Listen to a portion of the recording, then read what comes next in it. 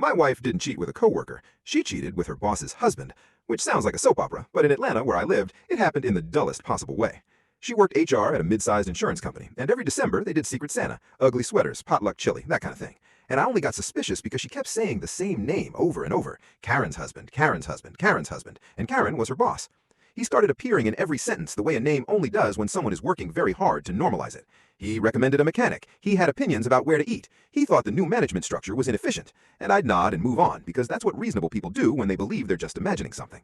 One night, she left her laptop open while she was in the shower, and I know I shouldn't have looked, but when someone starts acting strange in your own house, curiosity becomes survival. And what I found wasn't what I expected, which was nothing, or maybe something small, something explainable. What I found was a hidden email thread with Karen's husband that was not work-related.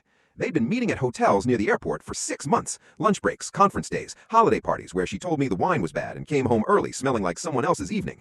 The part that really got me was the tone. Not dirty, not passionate. Practical, like they were managing inventory. They talked about where to park, how to delete receipts, which weekend conferences were safe because Karen would be out of town, and whether his wife had suspicions. And there was a level of efficiency to it I couldn't stop thinking about because they had systems, and people don't build systems for something casual. Then I found the Christmas card, still in her purse, never mailed, and inside was a note from him. Can't wait to get through the holidays, then we can talk about spring. Spring. That was their exit plan, and I sat with that word for a long time because spring is how people talk about starting over, and he wrote it like they were already decided, like I was already past tense. I invited Karen and her husband to dinner separately, but on the same night. My wife thought she was meeting her boss for a drink. Karen's husband thought he was coming over to clear the air about some imaginary HR issue I'd outlined in a very calm, very professional email.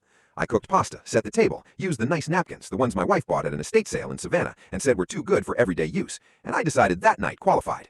I sat them both at my table and played the emails on the TV.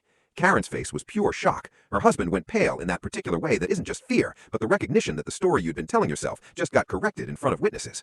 My wife started crying before the first message finished. I didn't yell, I didn't throw anything. The pasta was actually very good. I just said, you all wanted this to be professional, so here's the report. Karen filed for divorce the following week. My wife moved out 2 days after that.